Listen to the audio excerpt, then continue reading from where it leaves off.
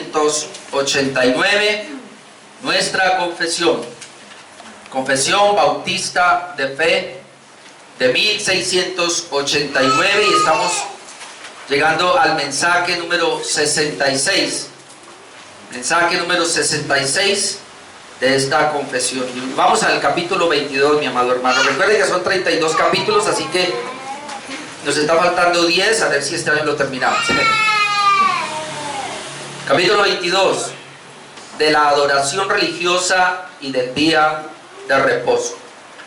De la adoración religiosa y del día de reposo. Ese es el tema entonces que nos compete hoy. Vamos a mirar los dos primeros párrafos. Párrafo número 1 y párrafo número 2.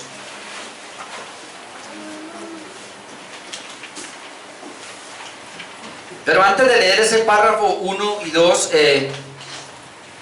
yo tengo aquí, hermanos, un aporte del pastor Sergio Ruiz de la Iglesia Bautista Reformada de Medellín, donde él expresó lo siguiente con relación a este capítulo número 22, que es de la adoración religiosa y del día de reposo.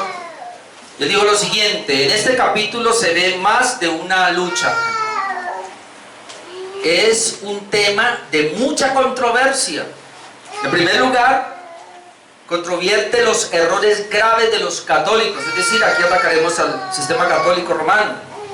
Su adoración es un desastre, pero también los errores luteranos, los errores anglicanos de ese tiempo, obviamente, y hoy también, y de otros cristianos contemporáneos, quienes introducen al culto de adoración cosas que Dios no ha mandado. Está el error de los adventistas, quienes no entienden el camino el cambio del sábado a domingo, y algunas iglesias que dicen que se puede adorar cualquier día, y con una encuesta de la iglesia ellos eligen el día. También está en discusión la música que hemos de usar en el culto, aunque no hay mención a este asunto en ninguno de los párrafos. Es del resorte de este capítulo, está en discusión. Ningún cristiano verdadero quiere equivocarse en la forma como adorar al Señor.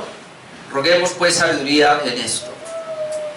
Así que esta parte, hermanos, del culto del día del Señor es bien discutida, bien debatida, obviamente, y por eso los autores de la confesión de fe como bautistas reformados quisieron dejar en este capítulo 22 de la adoración religiosa y el día de reposo 8 párrafos, precisamente con el fin de aclarar qué es lo que vamos a hacer, cómo vamos nosotros a hacer el culto.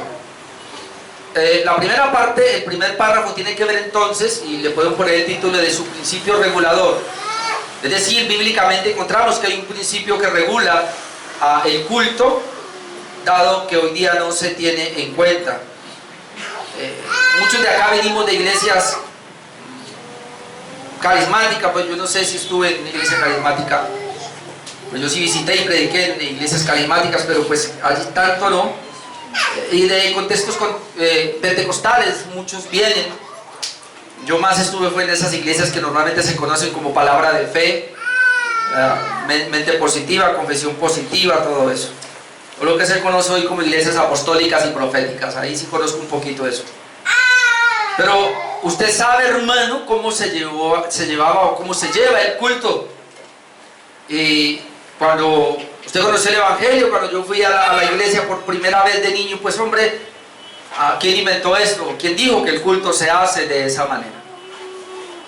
Y entonces, en vista de eso, hoy usted conoce muchas iglesias, hermano, que prácticamente ya no es un culto, sino que hay que decirlo con verdad, es una discoteca. Más adelante vamos a hablar un poco de eso. Entonces, por eso, los reformadores, los puritanos, los redactores de esta confesión de fe, a la cual nosotros nos hemos adherido, pues tienen este capítulo número 22 y vamos a aprender muchas verdades. Párrafo número 1, su principio regulador. Hoy vamos a ver el párrafo 1 y el 2 con la ayuda del Señor.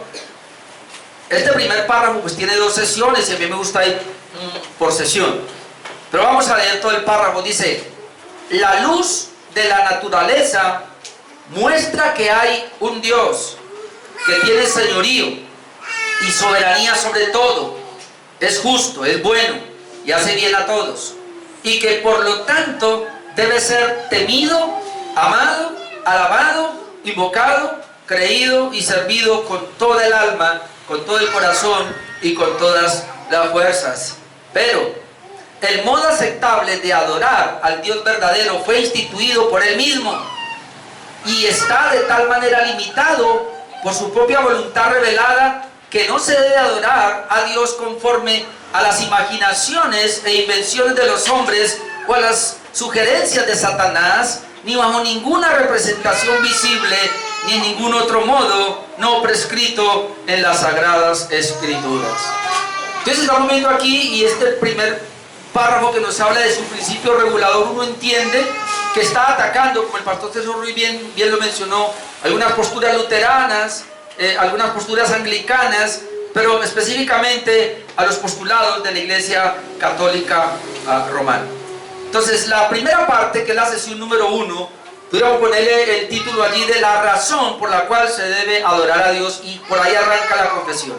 La razón por la cual se debe adorar a Dios. Y entonces ahí está, dice, la luz de la naturaleza, es decir, la revelación general como lo conocemos nosotros, la luz de la naturaleza muestra que hay un Dios, y que ese Dios que hay tiene señorío, tiene soberanía sobre todo, que ese Dios es justo, que ese Dios es bueno y hace bien a todos. Esa es la manera como presenta para que miremos pues al Dios que vamos a adorar, porque se supone que si vamos a hacer un culto, pues lo vamos a hacer para Dios. Entonces la Biblia nos habla de quién es ese Dios al cual nosotros pues debemos adorar. Como ese Dios hizo todas las cosas, como ese Dios tiene un dominio, como ese Dios tiene un señorío, y además es justo y es bueno, y hace bien a todos, entonces dice, y que por lo tanto debe ser temido. A ese Dios hay que temerle, a ese Dios hay que amarlo, debe ser amado, ese Dios debe ser alabado, ese Dios debe ser invocado por nosotros, ese Dios debe ser creído y servido con toda el alma, con todo el corazón y con todas las fuerzas. Y a eso es lo que apunta la palabra de Dios. Entonces lo primero es la razón por la cual debemos adorar a Dios antes de entrar a ver pues ese principio regulador. Entonces, hermanos, Dios no solo es creador, sino que es Señor de su creación, y tan solo por eso es digno de toda adoración. Amén. Él es digno de toda adoración porque Él fue el que nos creó. Es más, por Él vivimos, por Él somos y por Él nos movemos. Si nosotros tenemos en cuenta eso, que cualquier cosa en nosotros es por Dios, porque de Él, por Él y para Él son todas las cosas, pues hermano, hay razón suficiente para que le adoremos, para que no estimemos ningún tipo de adoración a su nombre. Y entonces la confesión nos da, y quiero ir a dos versículos. El primero es Jeremías 10, 6 al 7. En Jeremías 10, 6 al 7 leemos: no hay semejante a ti, oh Jehová, no hay semejante a ti, oh Jehová. Luego dice: grande eres tú, grande tu nombre en poderío. ¿Quién no te temerá, oh Rey de las naciones? Hombre, si Él es grande, si no hay otro como Él, ¿quién no te temerá? O sea, todos debemos temerle. Por eso la confesión dice que debemos temer a Dios, porque a ti es debido el temor, al Señor es debido el temor. Es decir, la criatura debe tener temor del Creador, porque entre todos los sabios de las naciones y en todos los reinos no hay semejante a ti. Es decir, Dios es único, no hay otro, pero entonces hay que temerlo. Y en Marcos 10, 28 al 34 nos dice pues cómo debemos temerlo, cómo debemos adorarlo, porque Él es el único Dios. Dice aquí en Marcos 10, déjenme leerle desde el 28 hasta el 34, porque encontramos lo siguiente. Dice: acercándose uno de los escribas, que los había oído disputar y sabía que les había respondido bien, le preguntó. El escriba le pregunta a Jesús: ¿cuál es el primer mandamiento de todos?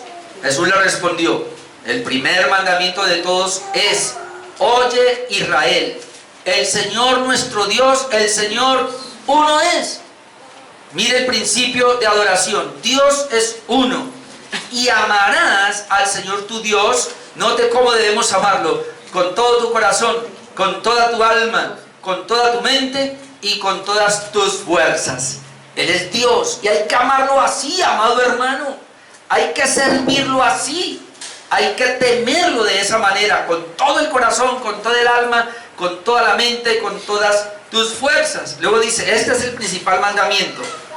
Y el segundo es semejante, amarás a tu prójimo como a ti mismo. No hay otro mandamiento mayor que esto. Eso le contesta el Señor. Entonces dice que el escriba le dijo, bien, maestro, verdad has dicho. Y él lo ratifica, que uno es Dios y no hay otro fuera de Él. Y el amarle con todo el corazón, con todo el entendimiento, con todo el alma y con todas las fuerzas, y amar al prójimo como a uno mismo, es más que todos los holocaustos y sacrificios. El escriba la tenía clara. Por eso el 34 dice que Jesús entonces, viendo que había respondido sabiamente, le dijo, no está lejos del reino de Dios. Y ahí no volvieron a preguntarle. Entonces, hermano, uno puede encontrar acá que la confesión de fe nos lleva a que antes de adorar a Dios tenemos que saber quién es Dios. Tenemos que conocerle. Porque, hermano, si no se conoce quién es Dios, pues ¿cómo se va a adorar a un Dios que no conocemos, a un Dios desconocido? Me atrevo a decir esto, hermanos, que la gran mayoría de lo que se conoce hoy como iglesias, cristianismo, no conoce a Dios, por eso no sabe cómo adorarlo. Pero entonces hay una gran responsabilidad para nosotros, que si tú y yo estamos conociendo a Dios a través de su palabra, a través de un estudio concienzudo de las Escrituras, entonces debemos adorarlo como es debido. Y que si lo estamos haciendo mal, hay que corregir. Porque la adoración a Dios no es, y lo vamos a ver ahora, de acuerdo a nuestra perspectiva humana, sino de acuerdo a los dictámenes que Él mismo ha trazado. Y entonces vamos a la sesión número 2, donde nos habla el modo correcto de adorar a Dios. Si Él es Dios y merece toda adoración, ahora hay un modo correcto de adorarlo. Por eso la última parte de este párrafo número 1 dice, pero el modo aceptable de adorar, es decir, si bien es cierto que hay que adorarlo con todo nuestro corazón, con toda nuestra alma, porque Él es Dios y Él es digno, pero hay un principio regulador y es este. Pero el modo aceptable de adorar al verdadero Dios fue instituido por Él mismo. Hermano, Dios no nos dio la libertad para nosotros adorarlo como queramos, sino que Dios nos dio unos principios establecidos en su palabra para adorarlo como es debido. A eso se le conoce como el principio regulador de la adoración, es decir, Dios regula la adoración, Dios regula lo que es el culto, no nosotros. Y sigue diciendo la confesión, dice, y está de tal manera limitado por su propia voluntad revelada, que no se debe adorar a Dios conforme a las imaginaciones o invenciones de los hombres. Es bien impresionante esto, porque dice que en la Biblia, cuando habla aquí de la voluntad, está hablando de la palabra de Dios, porque se habla de la voluntad revelada, en este caso en las Escrituras. No se debe adorar a Dios conforme a las imaginaciones e invenciones de los hombres. Es decir, los hombres, hermano, tienen ideas raras de adorar a Dios. ¿Y por qué lo hacen de esa manera? Porque así lo siento, porque creo que es la mejor manera, o porque así lo han hecho los demás. No, hermanos, la adoración regulada está en que debemos adorar como Dios dijo que hay que hacerlo, no como nosotros, no imaginaciones, no invenciones de los hombres. Pone aquí algo más, o las sugerencias de Satanás. ¿Se acuerda cómo Satanás le sugiere al mismo Cristo la manera de adorar? Él mismo le sugiere. Así que Satanás quiere sugerir otro tipo de adoraciones, ni bajo ninguna representación visible, ni en ningún otro modo no prescrito en las Sagradas Escrituras. Ahora, esta representación visible acá es que hay muchas personas que no pueden adorar si no tienen una imagen, y aquí va para la Iglesia Católica. Nosotros adoramos, pero necesitamos una representación. Recuerdo hablando con un católico una vez que me decía, a ver, vamos, usted no tiene fotos de sus hijas, usted no tiene fotos de su esposa, de su mamá, y usted cuando quiere recordarla no la saca y la mira. Bueno, eso mismo pasa con Dios. Hay que tener estampitas, hay que tener imágenes, hay que tener una representación, y eso es lo que hacemos. La Iglesia Católica está llena de todas estas representaciones. ¿Y qué decimos de las iglesias evangélicas? Pasan por lo mismo. La cantidad de representaciones allí. Cogen todos los nombres de Dios y hacen representaciones de Él. Cogen las banderas de Israel, la bandera de Israel, las banderas no sé, de las tribus supuestamente de Israel, y tienen allí como representaciones. Ellos no pueden hacerlo si no es con el shofar, que llama shofar. Una cantidad de ritos que tienen allí, y no pueden hacerlo si no hacen danzas, ¿no? Y que tienen que tocar cierto tipo de instrumento. Bueno, una cantidad de cosas, hermano. Y hoy día se cambió todo eso y hacen eso un show. Entonces, hermanos, esto es bien interesante, porque el modo correcto de adorar a Dios está establecido por Dios en su bendita palabra. No podemos establecerlo nosotros. Y por eso la confesión de fe quiere llegar allí. Obviamente hay cosas, y ahí donde tenemos que tener sabiduría y discernimiento de cómo adorar a Dios, cómo hacer nuestro culto, porque hay cosas que no están pues establecidas en la palabra, pero hay principio regulador de cómo debemos hacerlo, y es que lo que hacemos debe estar prescrito por la palabra de Dios. Pero alguien dice, pero ¿acaso es mala la danza? Algunos dicen, pero se puede danzar en el culto porque David danzó así, pero ¿en dónde danzó David? David no danzó en el culto. David danzó cuando venía de una victoria y danzó delante del pueblo, pero no en el templo. Y entonces hay muchas cosas que la gente quiere traer y quiere decir, no, pero eso no es malo. Y ahora vamos a mirar eso más adelante. Vamos a la escritura.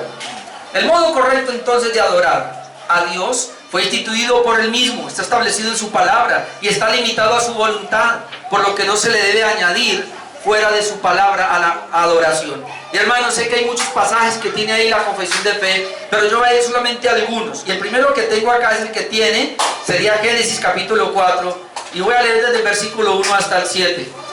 Estamos hablando de Génesis capítulo 4. Génesis capítulo 3 fue la expulsión del hombre del huerto. El hombre peca, y en Génesis capítulo 3 versículo 17 en adelante el Señor le cierra la puerta, lo saca. Inmediatamente pasamos a Génesis capítulo 4, donde nos relata el primer hijo, los dos primeros hijos de Adán y Eva. Y entonces vemos allí que dice, Génesis capítulo 4 versículo 1, conoció a Adán a su mujer Eva, la cual concibió y dio a luz a Caín, y dijo, por voluntad de Jehová he adquirido varón. Después dio a luz a su hermano Abel, y Abel fue pastor de ovejas, y Caín fue labrador de la tierra. Ahora note, y aconteció andando el tiempo, note esto, que Caín trajo del fruto de la tierra una ofrenda a Jehová. Ahora quiero que mire lo que está diciendo. Caín trajo del fruto de la tierra una ofrenda a Jehová. En lo que estamos diciendo el principio regulador, uno puede comenzar a mirar aquí que Caín quería adorar a Dios a su manera. Porque luego leemos el versículo 4, y Abel trajo también, o sea, una ofrenda de los primogénitos de sus ovejas. Mira cómo le especifica, de lo más gordo de ellas.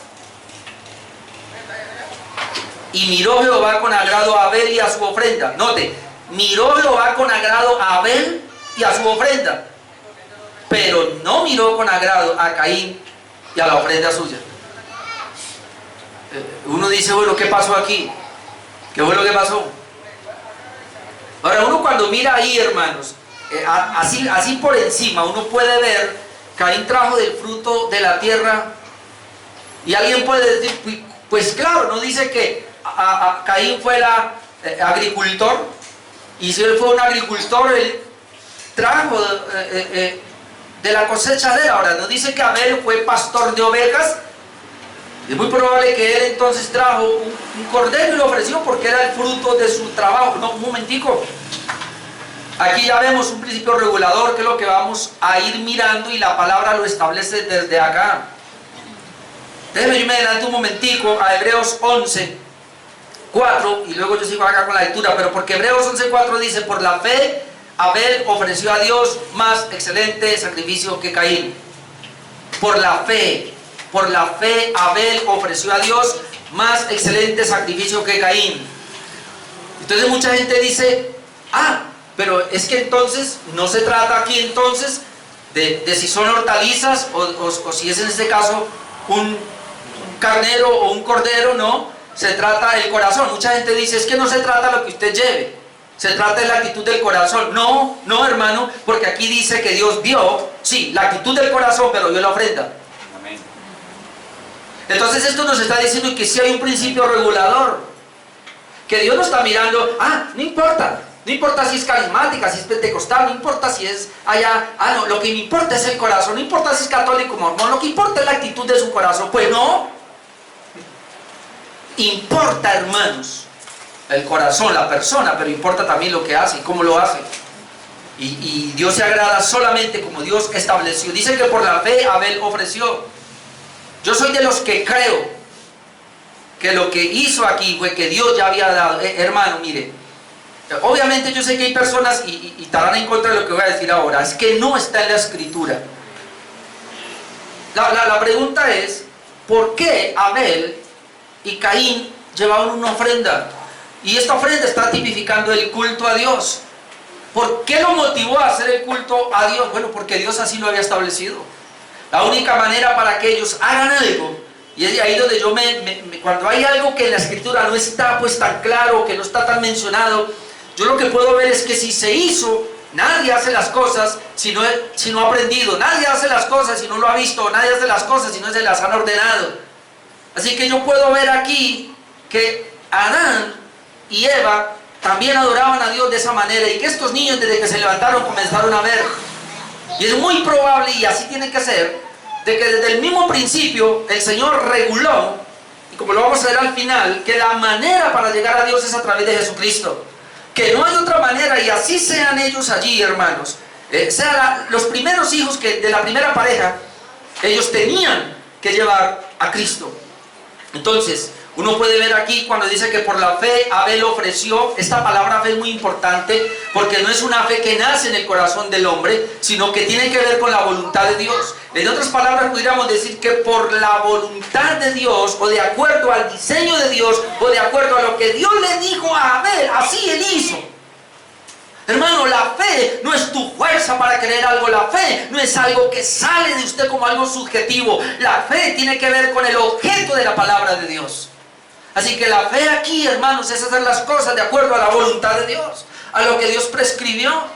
Y si este Abel llevó un cordero, es porque el Señor había dicho que para ofrecer una ofrenda como un culto al Señor, un olor grato que llegara al Señor, hermano, para nosotros sacrificar alabanza aquí sería lo mismo, algo que suba a Dios, a la presencia de Dios, tiene que ser, hermano, solamente por medio de Jesucristo. Y ese cordero está hablando de Cristo, y ese cordero está tipificando a Cristo, porque Abel tenía que llevar el cordero y hacer un sacrificio, derramar sangre como tipología de Cristo, el cordero de Dios.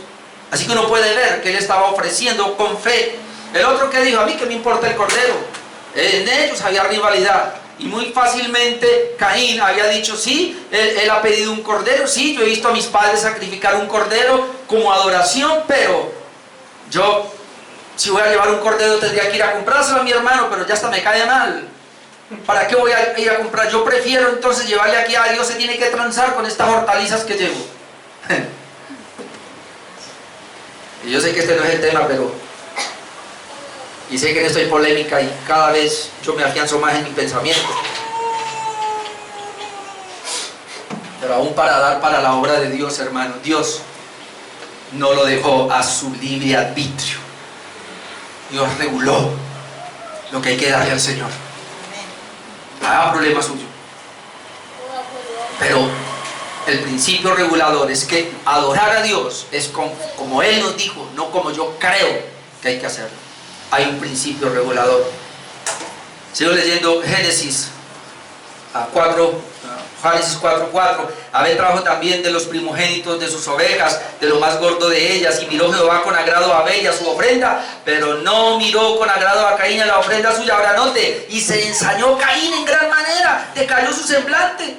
Entonces Jehová dijo a Caín, ¿por qué te has ensañado y por qué ha decaído tu semblante? Ahora note lo que el Señor le dice. Si bien hicieres, no será recompensado. Y si no hicieres bien, el pecado está a la puerta. ¿Qué hizo Caín? No hizo bien. ¿Qué hizo Abel? Hizo bien. El Señor le dice, ¿por qué te enojas?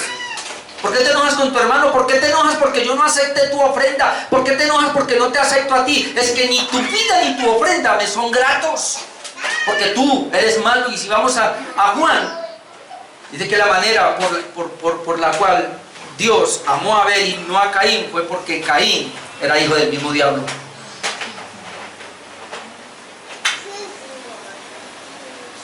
Ahora, en Éxodo 20:4-6 nos da el principio. Aquí ya sabemos, por esa escritura, de que adoramos a Dios no como yo quiero hacerlo. Y pudiera presentarle mucho más ejemplos, pero necesito avanzar. Éxodo 20:4-6, que es muy importante también para regular nuestra adoración. Dice, no.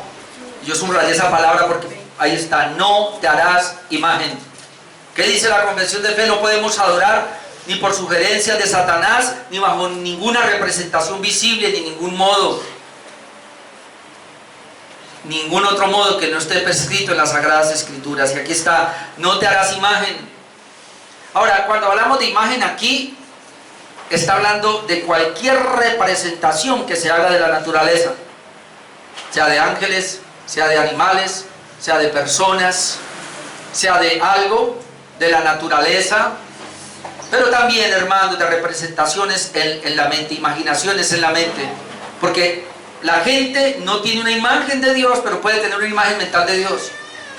Por lo menos yo tenía esa imagen. Siempre que yo cerraba mis ojos y iba a orar, decía, Señor, me acerco a ti, y siempre lo veía un trono, y lo veía él sentado en el trono. Entonces me acercaba a ese trono, pues me olvidaba de que él está gobernando todo el mundo. Y lo veía viejito, con barba, y con las manos extendidas, diciendo, mira, no importa lo que hayas hecho aquí, ya has venido aquí, te recibo, te acepto tal y como eres. Nada más la representación de Dios en mi mente. Ahora ya no quiero tener ningún tipo de imagen, más bien quiero, cuando oro, más bien traigo los atributos de Dios, comienzo a mirar, tú eres grande, Señor, por esto, tu palabra dice así, tú eres omnipresente, por esto, tu palabra dice así, y más bien así. No hay representaciones, no te harás imagen, ni ninguna semejanza de lo que está arriba en el cielo, ni abajo en la tierra, ni en las aguas debajo de la tierra. No te inclinarás a ellas, mire, ni las honrarás. Y esta es la razón, porque yo soy Jehová tu Dios. ¿Quién es? Fuerte, celoso, que visita la maldad de los padres sobre los hijos hasta la tercera y cuarta generación de los que me aborrecen. Entonces yo miraba, y luego dice el 6, y hago misericordia a millares, a los que me aman y guarden mis mandamientos. Entonces yo miraba, ¿qué es? ¿Quiénes son los que me aborrecen? Ahí lo está diciendo, los que hacen imágenes. ¿Quién es el que me aborrece? Hermano, el que quiere adorar a Dios de su propia invención, a su propio modo, a su propia manera. Así que esta gente que está haciendo culto hoy día conforme al mundo, ellos están aborreciendo a Dios. Ellos no se imaginan lo que está pasando. Dios se puede aparecer y decirles, todas tus alabanzas las tiene aborrecidas mi alma. Estoy indignado con ustedes por lo que están haciendo. ¿Quién les enseñó a ellos a hacerlo de esa manera? Hermano, el mundo. No fue la palabra de Dios. ¿Por qué aceptaron eso? Porque ellos no fueron a la palabra de Dios. Es impresionante, hermano, pero mientras más vamos a la palabra de Dios, más nos damos cuenta que estamos haciendo mal las cosas. Y cuando vamos a la palabra de Dios, aprendemos a hacer mejor las cosas. Recuerde, Dios dejó un principio regulador aquí en la palabra de Dios. Así que todos los que me aborrecen son aquellos que ponen imágenes, y obviamente la confesión de fe está hablando aquí de la iglesia tradicional católica. No sé si usted sabía, pero la palabra idolatría viene de ídolo, tría, adoración. Ahora, los católicos tienen 3 especies de trías. Ellos dicen que la primera es para Dios, y que la segunda es para María, y que la tercera es para los santos. Entonces ellos dicen que ellos no le dan la misma adoración a Dios que le dan a María, y tampoco la que le dan a los santos. Cuando usted dice, bueno, y ustedes adoran esas imágenes, no, nosotros veneramos las imágenes, y le van a explicar que no es lo mismo. Y le vamos a decir, pero es que la Biblia dice en el Salmo, en el mandamiento número 2, que no tenemos que tener imágenes. No, pero entonces, ¿por qué el tabernáculo tenía imágenes? Y comienzan a hablarle, y por todos los lados le van a sacar. Pero es que eso no está escrito en la palabra de Dios, usted le va a decir. Y ellos le van a decir, es cierto, no está escrito en la palabra de Dios. ¿Y qué pasa? Si nosotros creemos en es cátedra, es decir, creemos que también la palabra de Dios la da el Papa. El Papa habla es cátedra, es decir, y ¿sabe qué le van a aplicar? Le van a aplicar Juan 20 cuando dice, y el Señor hizo tantas cosas que si se escribiera todo lo que Él hizo no cabría acá. Eso me lo citó un arminiano esta semana por ahí. No cabría en la Biblia. Todo lo que Jesús hizo no cabría aquí, no cabrían los libros en el mundo de todo lo que el Señor hizo. Entonces el Papa le va a decir, o los católicos le van a decir, ¿se da cuenta? Solo la Escritura no es suficiente. El Señor también habla a través del sumo pontífice. Así que Él ha dejado, y la iglesia ha dejado ciertas cosas para hacer, y es palabra de Dios. Ahora los carismáticos y pentecostales le van a salir con el mismo cuento. Le van a decir, como me decían esta semana, tratando de hablar con alguien y decirle que la Biblia es suficiente, me dice, no, y me citó el mismo pasaje. El mismo pasaje. ¿Sabe qué me dijo a mí? Que yo limitaba a Dios a la Biblia. Note lo que me dijo.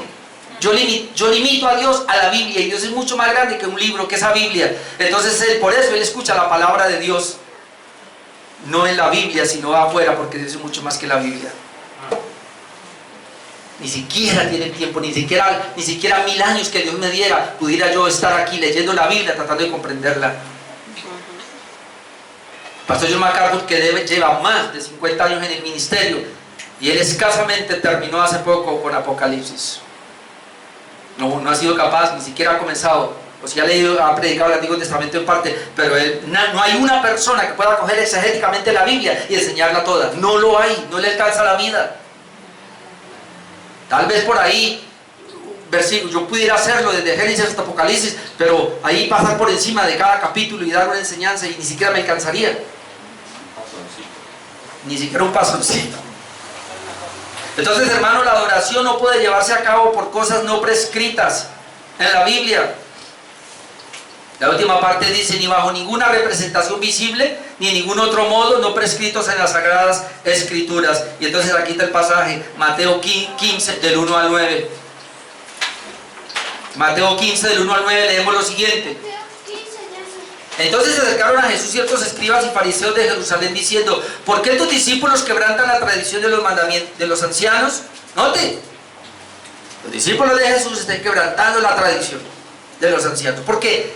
No se lavan las manos cuando comen pan. Respondió él y les dijo, ¿por qué también vosotros, note el punto, quebrantáis el mandamiento de Dios por vuestra tradición? Quebrantáis el mandamiento de Dios por vuestra tradición. Porque Dios mandó, y este es el mandamiento de Dios, honra a tu padre y a tu madre, y el que maldiga al padre y a la madre muere irremisiblemente. Pero vosotros decís, note lo que ellos decían, cualquiera que diga a su padre o a su madre es mi ofrenda a Dios, todo aquello con que pudiera ayudarte ya no ha de honrar a su padre o a su madre. En otras palabras se lo va a poner así. Nosotros debemos honrar a nuestros padres ayudándoles económicamente, pero alguien se va a levantar y dice, mira, trabajé esta semana y llevé la ofrenda a la iglesia. Ya Dios con eso, como ya llevé la ofrenda a la iglesia, entonces no tengo plata para ayudar a mi papá y a mi mamá. Y la honra que Dios dijo que había que tenerles a ellos, es decir, la vamos a quebrantar. Eso es lo que ellos hacían acá.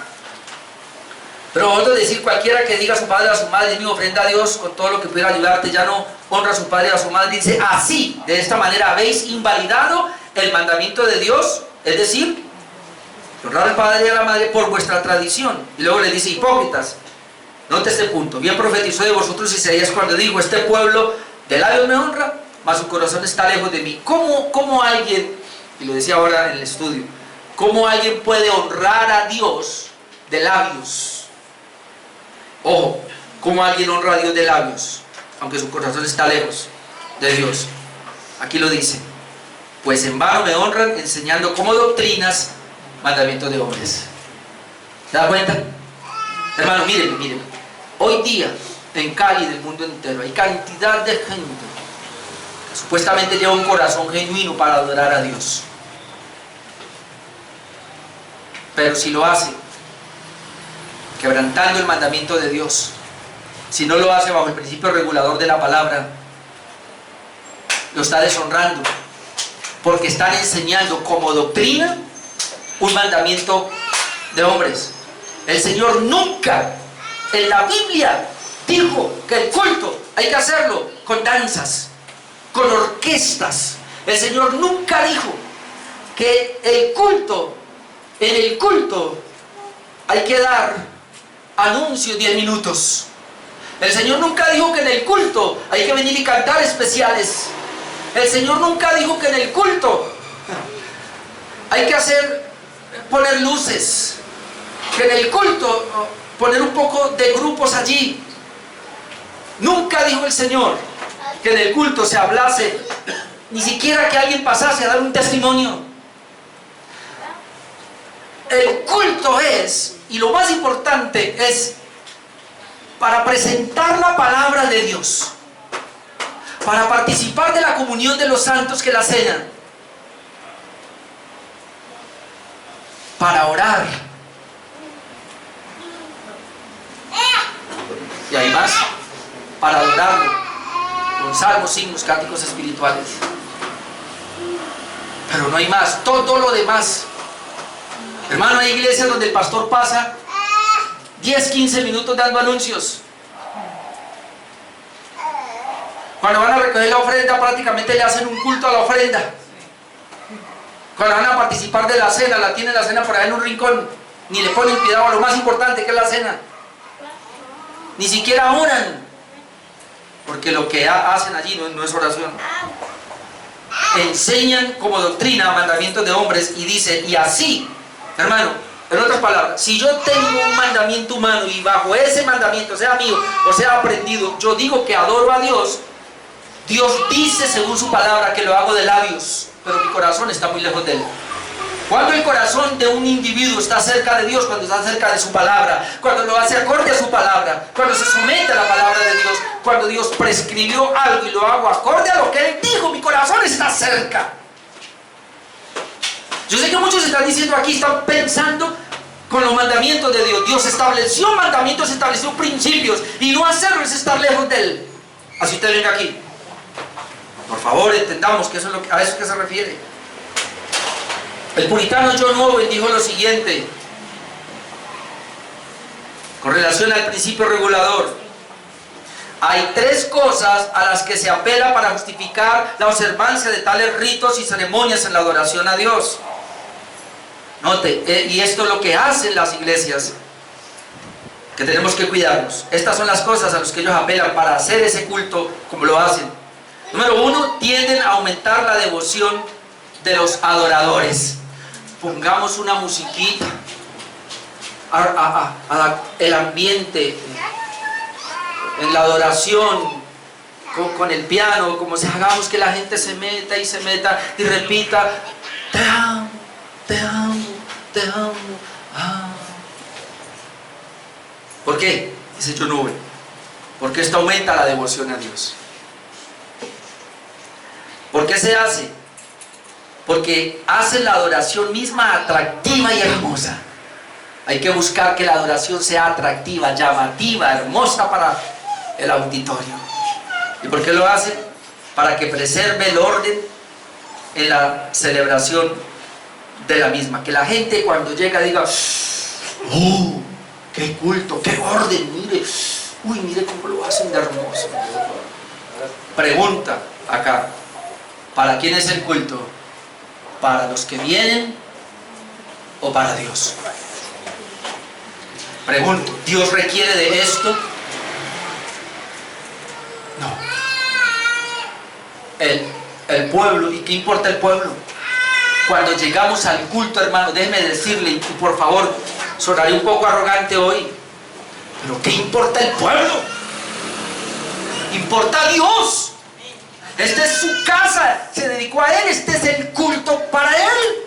Él merece toda la gloria, Él merece toda la honra, así de que nosotros debemos adorarlo acorde a lo que dice la palabra de Dios.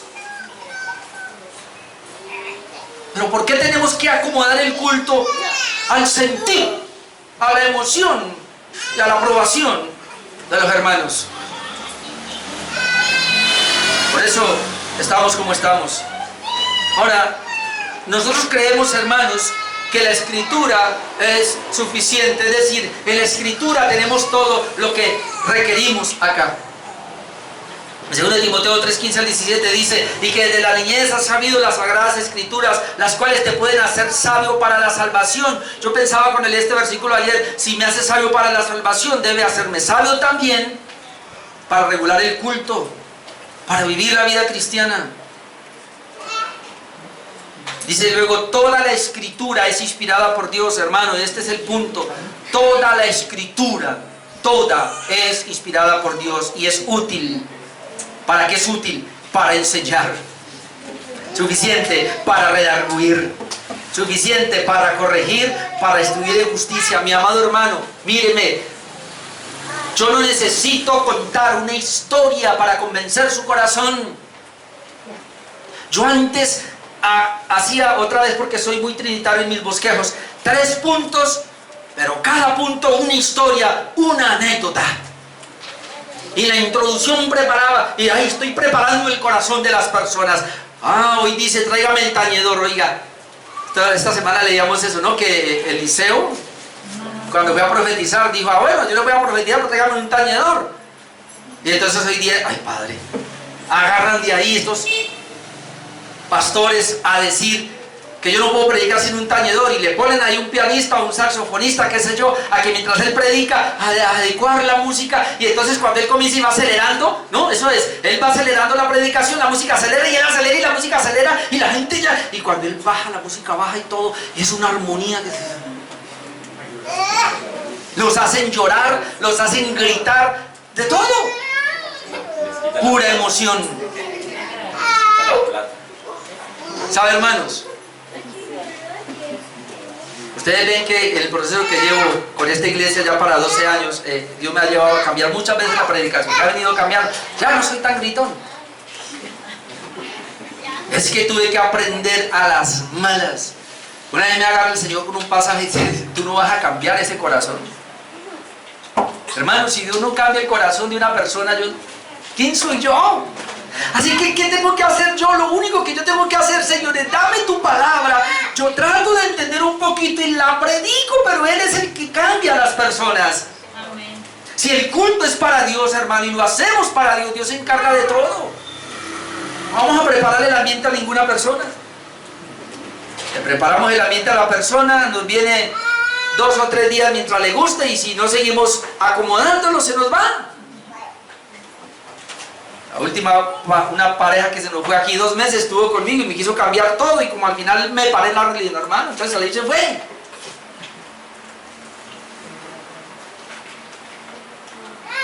Yo sé que aquí no, pero cuando hay alguien que da mucho en la obra, quiere manipular. Yo sé que aquí no. Gloria a Dios por ustedes. Pero ya conocen a este pastor. Hasta no de nada, aunque el que no da nada va a tener problemas, obviamente. No conmigo, con Dios. Y conmigo también en el ejercicio de la disciplina eclesiástica, obviamente, porque ¿cómo es posible que no pueda suplir para la casa de Dios? Y para la suya sí. Más importante la casa de Dios. Bueno, estoy hablando de Dios ahora. Párrafo número 2 para terminar. Aquí voy 10 minutos nomás. Su presentación adecuada. Y aunque hay 3 secciones, pero rápido. Dice, párrafo número 2, su presentación adecuada. Dice, la adoración religiosa ha de tributarse a Dios, Padre, Hijo y Espíritu Santo. Y a Él solamente. 2, no a los ángeles, ni a los santos, ni a ninguna otra criatura, ya lo habíamos dicho. Y desde la caída, no sin un mediador, ni por la mediación de ningún otro, sino solamente por Cristo, como ya lo dije prácticamente. Entonces ahora vienes a enfatizar lo que ya prácticamente había dicho en el principio regulador. Pero párrafo número 2 habla de la presentación adecuada, por eso brevemente aquí lo vamos a mirar. ¿Cuál es la presentación adecuada? La sección número 1 entonces nos dice que se adora al Dios Trino. La adoración religiosa ha de tributarse a Dios Padre, Hijo y Espíritu Santo, y a Él solamente. Obviamente la convención nos da 3 pasajes que están aquí. Al Padre, el Señor Jesucristo, Mateo 4, 8 al 10 lo dijo. Otra vez le llevó el diablo a un monte muy alto y le mostró todos los reinos del mundo y la gloria de ellos, y le dijo, todo esto te daré si postrado me adorares. Note el diablo diciéndole a Cristo, al dueño del mundo, del universo, te doy todo esto si postrado me adoras. Entonces Jesús le dijo, vete, Satanás, porque escrito está, al Señor tu Dios adorarás y a Él solo servirás. Ahí está el principio. Nosotros adoramos solamente a Dios. Amén. A Dios. No a María. No a ningún ángel. No tengo tiempo acá para hablar de que los ángeles no aceptan adoración. No a los hombres no aceptan adoración. Ni mucho menos a un muerto, como lo hace la Iglesia Católica. Buscan allá un muertito, porque todos los santos que hay son muertos, que supuestamente vivieron vidas muy puras, y entonces les quedó algo allá de santidad para usted, y usted puede a través de ellos acérquese a un santo, interceda, por favor, usted que está cerca de Dios. O María. No, la adoración es solamente para Dios, para Dios Padre, para Dios Hijo, como lo dice allí, Juan 5, 22, 23. Dice Juan 5, 22, porque el Padre a nadie juzga, sino que todo el juicio dio al Hijo. Note, para que todos honren al Hijo como honran al Padre. El que no honra al Hijo, no honra al Padre que le envió. ¿La honra es para quién? Para el Hijo. Adoramos al Padre, al Señor tu Dios adorarás y a Él solo servirás. Adoramos al Hijo. La honra es para el Hijo, pero adoramos al Espíritu Santo. Ahora, la convención nos da obviamente un texto trinitario que es 2 Corintios 13, 14. Hermano, déjeme decirle que yo dediqué tiempo buscando adoración al Espíritu Santo en la Biblia y no lo encontré. Pero dice 2 Corintios 13, 14, por eso la convención usa ese texto para decir: la gracia del Señor Jesucristo, el amor de Dios, la comunión del Espíritu Santo sea con todos vosotros. Un texto trinitario. Usted no va a encontrar un texto o una frase específica para adorar al Espíritu Santo. Si lo encuentra al Padre, si lo encuentra al Hijo y no al Espíritu Santo. Ahora, entonces no adoramos al Espíritu Santo. A un momentico, ¿el Espíritu Santo quién es? Dios.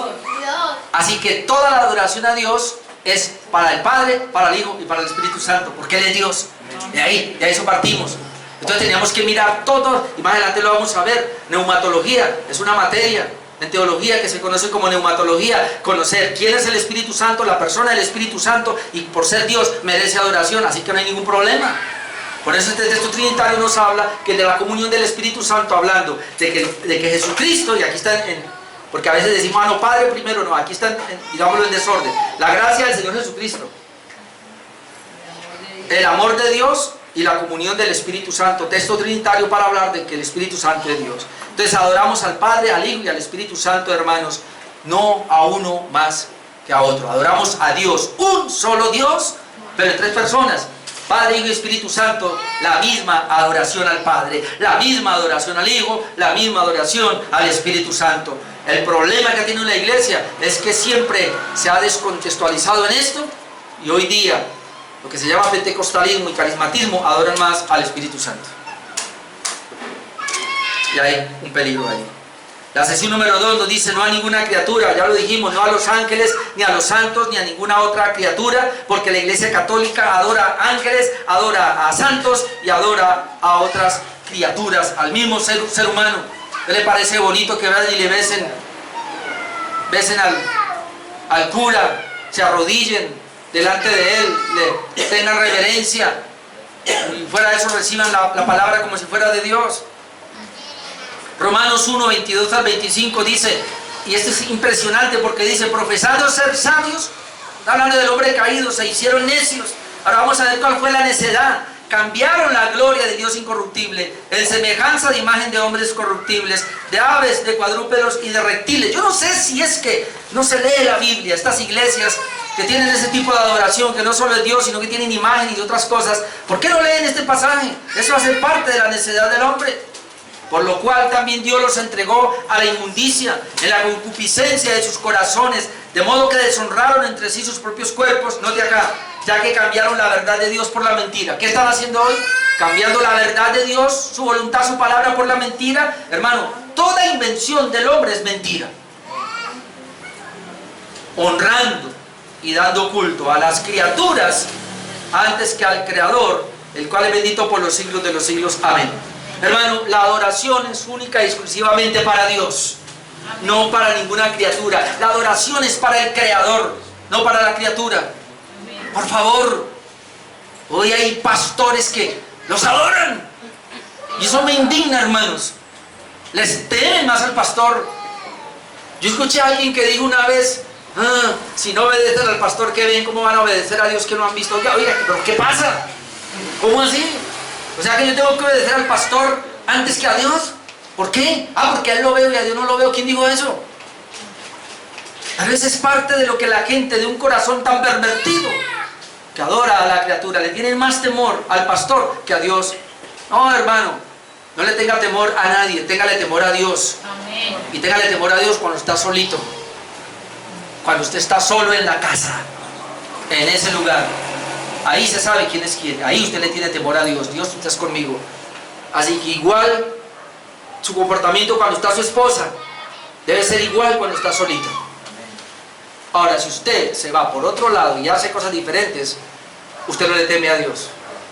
usted le teme a su cónyuge. Y eso es peligroso, porque de alguna manera está honrando más a la criatura que al Creador. Aprendamos a respetar a Dios, hermano, en todo lugar donde estamos.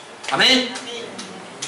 Y sección número 3, se adora solamente por medio de Cristo. Y esta es la razón por la cual al comienzo dije, sé que algunos me van a decir que no, pero al comienzo dije que muy probablemente Abel sacrificó un cordero, porque hermano, en toda la historia de la raza humana, no hay otro medio, solo Jesucristo. No hay otra manera, no la hay, por favor. No hay otra manera de llegar a Dios en oración, en adoración o en petición. No la hay. Desde el mismo momento que Adán y Eva cayeron, en ese mismo momento el Señor dice: pondré enemistad entre ti. Y dice: y en tu simiente, y dice: y esta simiente va a herir la cabeza de la serpiente, es decir, esa simiente es Cristo. Y ahí en adelante se comenzó a hablar de la simiente, de donde el mismo Adán, para adorar y acercarse a Dios, tiene que ser a través de Jesús. Así ellos no lo entendieran muy bien y lo hicieran a través de representaciones, pero esa es la manera, no hay otra manera, mi amado hermano. Por eso la confesión nos lleva a varios pasajes, pero yo traigo 3 solamente. Juan 14, 6, conocido: Jesús le dijo: yo soy el camino y la verdad y la vida. Nota el énfasis: nadie viene al Padre sino por mí. ¿Cómo se atreve alguien a decir que se acercan a través de mediadores? ¿Cómo se atreve el catolicismo a decir que a través de María, que a través de un santo? ¿Cómo se atreve un pastor a decir que él es el medio? Esta iglesia grande que se llama como la luz del mundo, ¿cómo se atreven a decir que a través de ese Saharón es que llama? Mahón, no sé cómo es que llama. Sajón. ¿Cómo se atreven a decir que ese es un medio? ¿Cómo se atreve a decir a alguien: pastor, ore por mí que usted está más cerca de Dios? ¿Aquí yo soy su medio? No hay medios. El único se llama Jesucristo. Nadie viene al Padre sino por mí. Según el Timoteo 2:5, porque hay un solo Dios y un solo medio, un solo mediador entre Dios y los hombres, se llama Jesucristo hombre. Colosenses 3:17, lo que leíamos ahora: y todo lo que hacéis, sea de palabra o de hecho, hacedlo todo en el nombre del Señor Jesús, dando gracias a Dios Padre por medio de Él. Hermano, tu oración, tu adoración, cualquier actividad que hagas para Dios no tiene sentido si no es a través de Jesús. Porque Él es el Verbo hecho carne, esa es la razón. ¿Y por qué no a través del Padre? ¿Y por qué no a través del Espíritu Santo? El Espíritu Santo nos guía, pero es a través del Hijo. Porque Él se hizo carne, esa es la razón. Porque es el Dios que para poder comunicarse con nosotros tuvo que meterse en nuestro pellejo. El Dios infinito del cual hablamos ahora, el Dios eterno, ese Dios, hermano, tuvo que meterse en nuestro pellejo para darnos su gracia. Así que si eso lo hizo y fue profetizado del antiguo pacto que tenía que ser así, ¿cómo fueron salvos allá? Mirando a aquel Dios que se iba a encarnar. Y cuando ellos creyeron así, fueron salvos. Y nosotros mirando al que se encarnó y creyendo así, es que somos salvos. Así que Él es el único medio, no hay otro medio. Así que esta confesión de fe del capítulo 22 de la oración religiosa y el día de reposo, que serán los últimos 2 párrafos, día de reposo, nos habla, número 1, su principio regulador, solamente lo que está establecido en la palabra de Dios, y su presentación adecuada es a Dios trino, pero solamente a través de Jesucristo. Él es el único medio. Amén. Oremos.